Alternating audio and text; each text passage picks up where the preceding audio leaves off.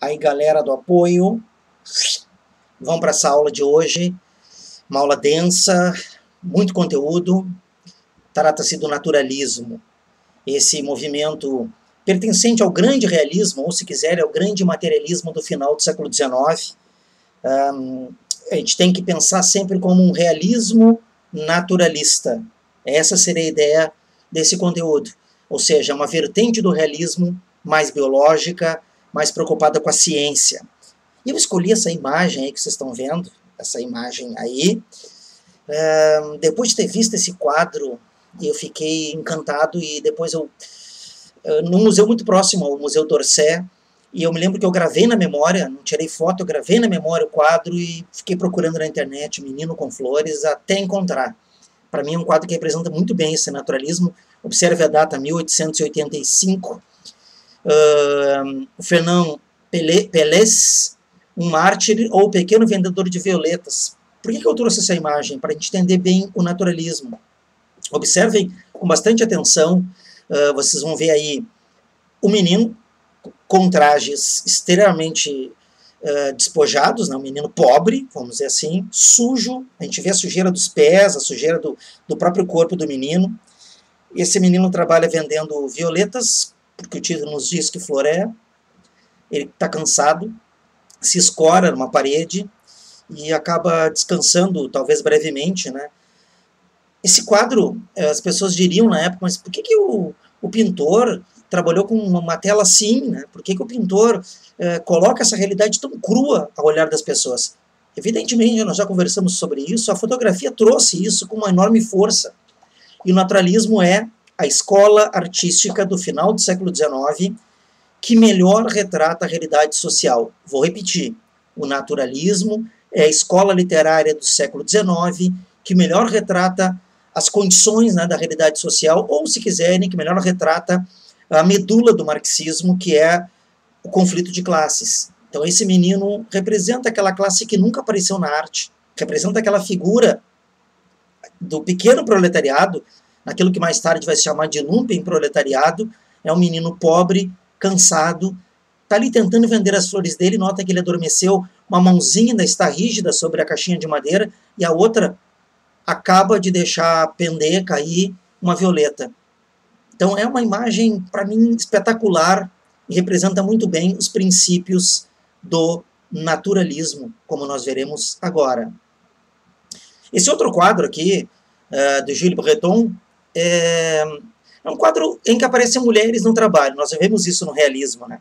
Observem bem, é um quadro de mulheres na condição de trabalho, é um quadro de mulheres ceifeiras, né? Elas estão ceifando, e se olharem, aqui aparece um homem, provavelmente o capataz, gritando para elas, lá já está a lua aparecendo, ou seja, um pôr do sol, onde tiver a paisagem bonita, gritando para elas que é o momento final do trabalho, em que elas podem colher aquilo que elas podem levar para casa.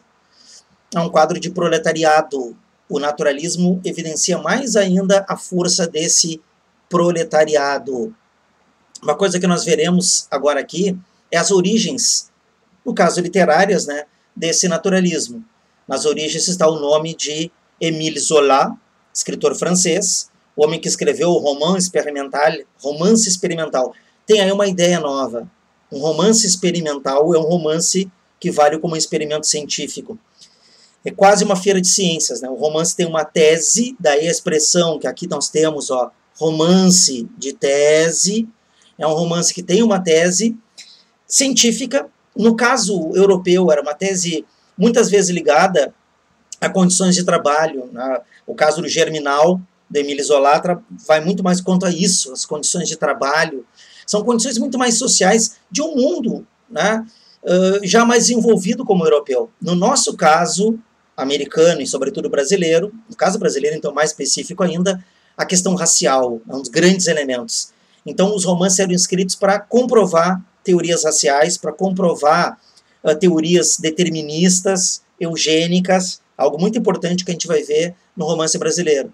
Então cuidem esse termo, ó. Naturalismo tem a ideia de literatura como laboratório, como experimento científico.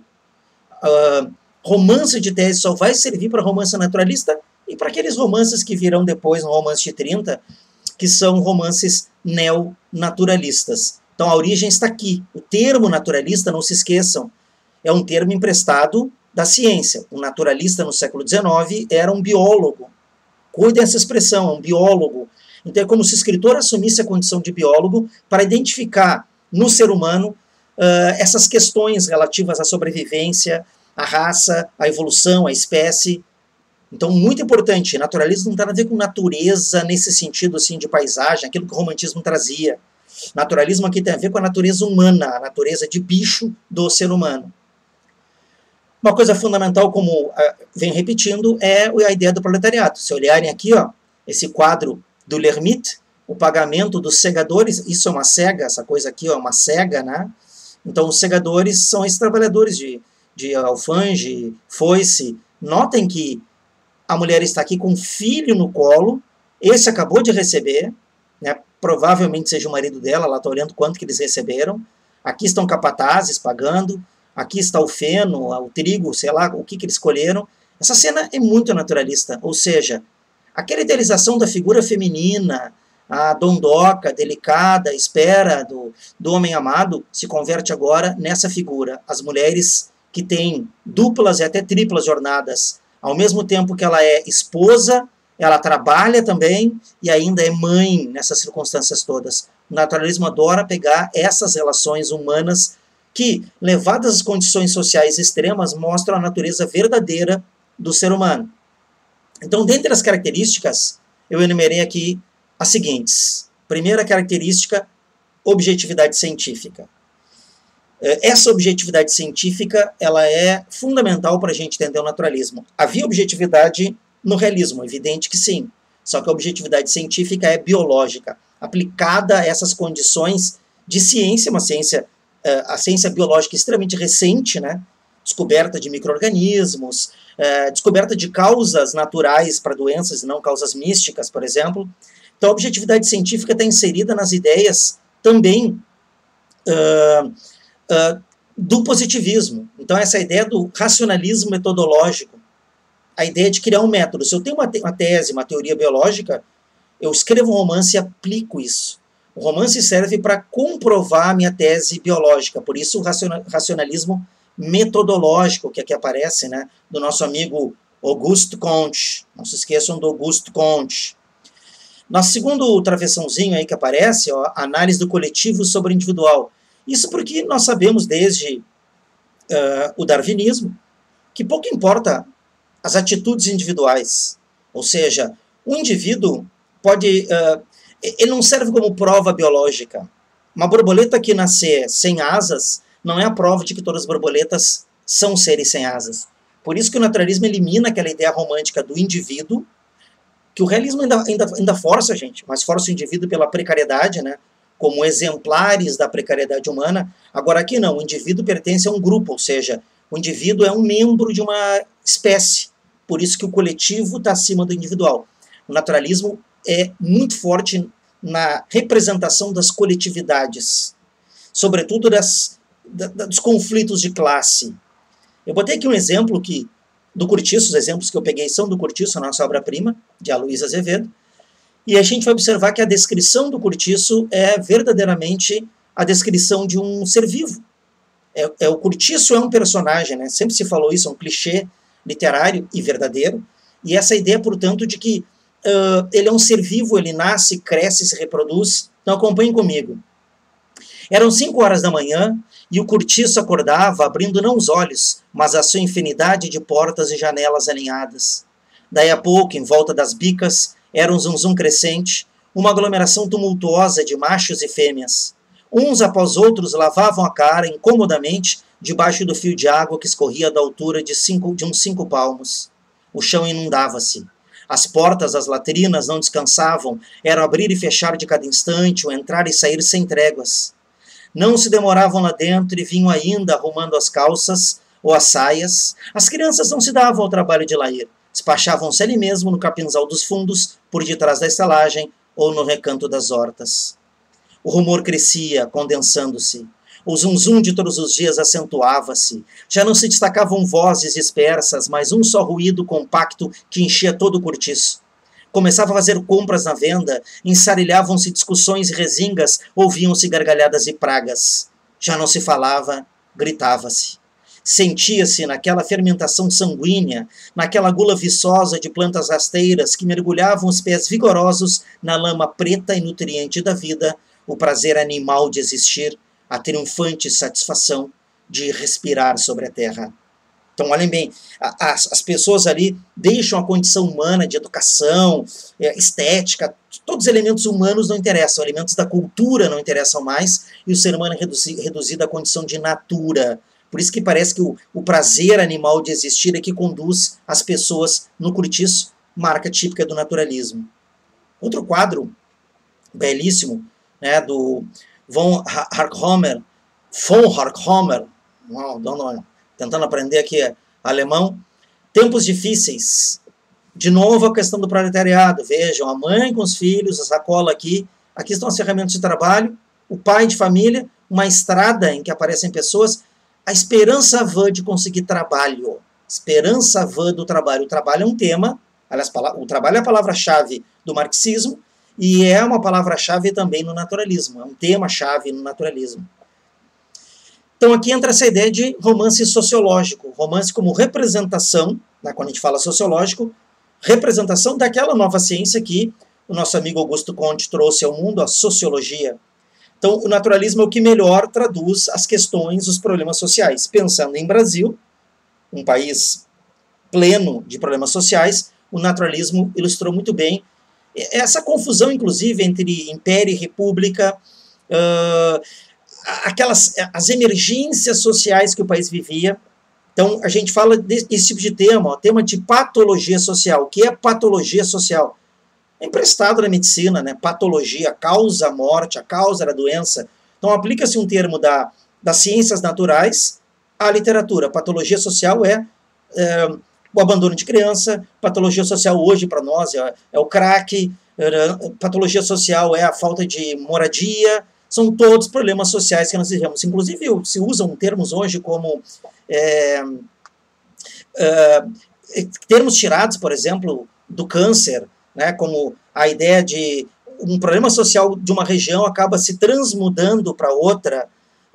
São termos que são usados tipicamente na patologia social. Me foge agora o nome do termo típico que se usa no câncer, por exemplo, quando a metástase, encontrei o termo, metástase, o tema da metástase urbana. Esse é um tema tipicamente, termo naturalista, podemos dizer assim. Metástase é algo tirado da medicina, da oncologia e adaptado à sociologia, metástase urbana. Essa ideia, né, de que um problema social pode ir para outro, ele pode se ampliar, a ideia de que muitas vezes o problema social come a sociedade, tudo isso aparece no naturalismo. E o tema da mazela. Mazela social são os problemas sociais, as nossas desgraças sociais. E isso o naturalismo estuda com grande força. Outro exemplo, portanto, para ilustrar, de O Cortiço de Aloysio Azevedo. E aquilo, o cortiço, se foi constituindo numa grande lavanderia agitada e barulhenta, com as suas cercas de varas, as suas hortaliças verdejantes e os seus jardinzinhos de 13 e 4 palmos, que apareciam como manchas alegres por entre a negrura das limosas chinas transbordantes e o revérbero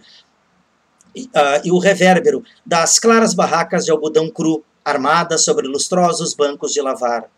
E os gotejantes giraus, cobertos de roupa molhada, cintilavam ao sol que nem lagos de metal branco.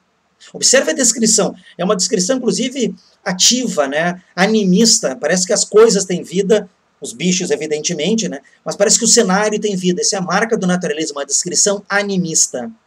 E naquela terra encharcada e fumegante, naquela umidade quente e lodosa, começou a minhocar, a esfervilhar, a crescer um mundo, uma coisa viva, uma geração que parecia brotar espontânea ali mesmo daquele lameiro e multiplicar-se como larvas no esterco. Olha a ideia de abiogênese, outro termo biológico, né, usado aqui. Uma sociedade desequilibrada, uma mazela social se multiplica como larvas no esterco.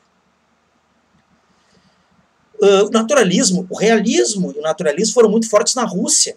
O pessoal que gosta de ler os russos, Dostoiévski, a gente vê muito essa condição precária do ser humano. E olha o quadro aqui do Ilya Repin, Os Rebocadores do Rio Volga.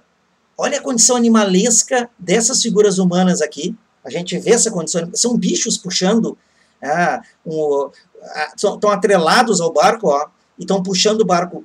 Aparece aquela condição animalesca presente. Eu usei para ilustrar justamente a animalização. Ou, se quiserem, zoomorfização. É o mesmo termo. Essa ideia de que o ser humano, se olhado sob a condição natural, ele é bicho. Por isso, acontecem muitos símiles com animais, símile, né, comparação.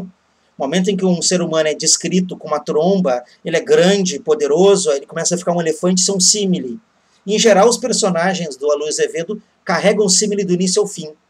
Né? A gente vai ter Leocádia, parece uma lebre, né, a ideia de que se reproduz. A gente vai ter a pombinha como borboleta. Então esses símiles vão acompanhando como se fosse assim uma espécie de elemento medular, zoomórfico, que conduz os personagens do início ao fim. Na descrição tem muita deformação caricatural. Né? A gente costuma dizer, tu tirando a psicologia, que é uma das marcas, cuida que nosso segundo item aqui, ó, o instinto natural acima da psicologia. O naturalismo retira a psicologia. O bicho não pensa, ele age por instinto. Então é dentro dessa medida que, tirando a psicologia, a descrição passa a ser quase infantil. Ou, se quiserem, né, passa a ser aquela descrição de pessoas sem cultura, que olham para os outros e apenas fazem descrições caricaturais físicas. Olham apenas para a gordura, para a altura, para o tamanho do nariz, para o tamanho do dente, para o tamanho da orelha. Enxergam apenas aquilo que de certa forma, a aparência mostra, sem jamais atravessar isso e enxergar o ser humano que é para ali. Esse olhar naturalista seria o olhar reduzido do bicho, portanto. Então entra aqui a deformação caricatural, há uma descrição brutal, muitas vezes, dos seres humanos que aparece aqui. E essa descrição brutal, ela vai estar em longos parágrafos. Então, o instinto natural, não tem amor no naturalismo, não há paixão, há tesão, há um instinto biológico que faz machos e fêmeas se procurarem, é assim que o naturalismo lida, tá? Machos e fêmeas se procurarem, é quase como natural a reprodução. Então, instinto natural, ninguém ama, na verdade as pessoas desejam, é uma coisa carnal, fisiológica, por isso dá a ênfase à fisiologia, a suores, a urina, as fezes, as excreções, perebas, cheiros. Então, o cio aparece assim como se machos e fêmeas tivessem cheiro de cio. Então, tudo isso é ênfase dada à fisiologia. Nunca se descreveu tanto as necessidades fisiológicas. Tudo que havia sido escondido na literatura, agora é descrito com força, até com violência. Dizendo isso, a gente enxerga claramente que o naturalismo... aqui tem um exemplo muito bom para mostrar essa ênfase fisiológica. E eu estava dizendo que, lendo isso, a gente percebe que o naturalismo é antiburguês, né? Não há enfeite. Vejamos os trechos todos de O Curtiço. A Rita Baiana era o prazer, a volúpia, era o fruto dourado e acre desses sertões americanos, onde a alma de Jerônimo aprendeu lascivas de macaco e onde seu corpo porejou o cheiro sensual dos bodes. E o firmo, bêbado de volúpia, enroscava-se todo ao violão, e violão e ele gemiam com o mesmo gosto, grunhindo, ganindo, miando, com todas as vozes de bichos sensuais. Então, Rita Baiana, né, é um bicho sensual, exala no firmo um cheiro de bode, né, uma coisa animalesca. A Leandra, portuguesa feroz, pulsos cabeludos e grossos, ancas de animal do campo. Toda ela estava a pedir homem. Essa coisa brutal, anca, coisa de égua, sabe, animalesca. Isso é muito presente nas descrições naturalistas. Aqui um quadro evidentemente socialista, né, o quarto estado, a revolução proletária de Giuseppe Pellizza. Claro que a data do quadro 1901 já é de um outro período, né, mas eu coloquei para ilustrar isso, assim, o proletariado, a massa humana, porque o naturalismo é realmente engajado, ele está muito bem colocado no período que já não é mais império no Brasil, essa ideia, ou nessa transição, né, do império para a república. O foco no proletariado a gente já viu no Curtiço, embora tenha as outras camadas, o Curtiço mostra muito bem esse jogo das lutas de classe. A gente fala literatura engajada porque, de alguma maneira, o naturalismo vai denunciar a realidade. No caso do Curtiço, vai denunciar com um certo cacuete, ou uma certa, como diz o Antônio Cândido, assim, um certo torcicolo, já que se olha para o Brasil com um olhar biológico e se vê a coisa Brasil, a mistura brasileira, como algo negativo. Mas é uma visão crítica da realidade dentro da ótica, dos valores científicos que se tinha. E o combate à burguesia. Comentei antes, combate à burguesia, o império, a igreja, agora é a ciência. A ciência, tão criticada nos nossos tempos agora, ela chega como uma nova verdade, ao contrário da crença, né? Vamos dizer que período posterior, um pouco depois, a gente vai ter a revolta da vacina, né? Quando o Oswaldo Cruz traz a vacina para o Rio de Janeiro. Então as pessoas tinham um susto com a ciência. Essa ciência aplicada agora à literatura tenta traçar um retrato social afastado daquelas questões de crença, né, de sentimento, é um olhar biológico sobre a sociedade. Imagina essa tela de Gustave Courbet, no ano em que ela veio à tona, em 66. É evidente que nós estamos vendo na tela, né? Foi chamada de O Sono, a Volúpia. Evidente. Esta é uma relação entre duas mulheres. Uma mulher de cabelo mais escuro, a outra loura com os cabelos cacheados. É uma cena pós-amor. Aqui nós temos um colar desmanchado, provavelmente absinto aqui pela cor azul. É um recinto fechado. A cama está amarrotada. Temos aqui uma piranha do cabelo, provavelmente dessa moça, que ela prendia o cabelo. Os seios dessa aqui estão à mostra. As faces estão rosadas. É o êxtase pós-orgasmo das duas. Essa aqui ainda faz um carinho na perna da companheira. E aí o Courbet, para evitar o escândalo, por mais escândalo que essa tela tenha tido, né, ele faz com que esta perna cubra gentilmente a genitália desta moça e, ao mesmo tempo, insinua a genitália dessa outra moça aqui. Gente, é um quadro lesbiano, no século XIX. E nota a condição do quadro, né? Mostrar que o tesão existe, que as pessoas se desejam. O naturalismo veio com força mostrar isso. Aqui também eu estou usando para ilustrar o determinismo. Determinismo é a ideia do Taine. O Taine foi até historiador da arte. O Taine ele aplica o método de que o homem é condicionado, para explicar o ser humano, a gente vai ver que o homem é condicionado a 3 fatores naturais: meio, momento e raça. Então, Hippolyte Taine pegou o ser humano e aplicou. O ser humano é consequência do meio. Se ele sai do meio pobre, ele será pobre. Evidente que esse fator ainda é um fator preponderante e que há exceções. Mas havia muito claramente essa ideia, né? O quanto o meio social condiciona o comportamento. É um tanto naturalista, né? Ou seja, a sociedade é a causa dos comportamentos. O momento é um momento histórico, esse é inevitável. As pessoas agem conforme o seu momento histórico. Nós somos pessoas do século XXI, em toda a nossa epistemologia, o modo como nós aprendemos, as nossas atitudes, nossos pensamentos, em tudo isso se deflagra, acaba se denunciando o nosso século. Então o momento histórico é responsável também pelo comportamento. As pessoas agem conforme o seu tempo. Então, meio conforme o seu espaço, momento conforme o seu tempo. E a raça é conforme aquilo que a pessoa seria. O que a pessoa é? A pessoa é resumida à sua raça. A pessoa é resumida, hoje, né, um termo que não se usa mais, raça, a sua cor, a sua altura. Mas havia o termo racial muito forte, inclusive questões de eugenia que vão desaguar lá na Segunda Guerra Mundial. E por conta da derrota do nazismo, perdem força durante o período. Agora a gente vê renascer esses absurdos de uma pessoa ser determinada pela cor da pele ou pela nacionalidade de onde ela veio. Então era um fator da época, para valorizar, obviamente, a condição não só machocêntrica, falocêntrica, mas também a condição eurocêntrica, caucasiana. Lembre que nesse período a gente vai estar vivendo logo em seguida a partilha da África, né? A África toda recortada conforme a vontade do colonizador branco, que, por ciência, se considera superior. Nós vimos na aula de realismo que existiu frenologia, craniometria, para determinar raças superiores. Olha o exemplo agora das personagens movidas por esse determinismo. No caso do Curtiço aqui, a Rita Baiana, que vai trocar o companheiro firmo mulato, ela também é mulata, por um homem branco. Como se isso fosse uma ascensão racial.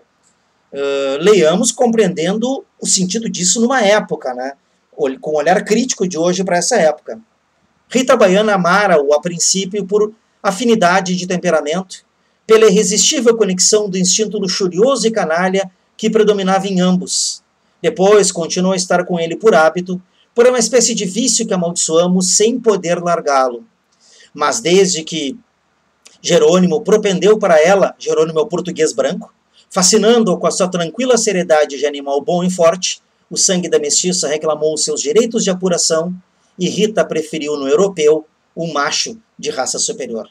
Exemplo claro de determinismo de raça. É como se dissesse assim, ela foi praticamente obrigada, geneticamente, uma coisa que não havia na época, a se envolver com Jerônimo, porque afinal ele era o macho de raça superior. Certinho?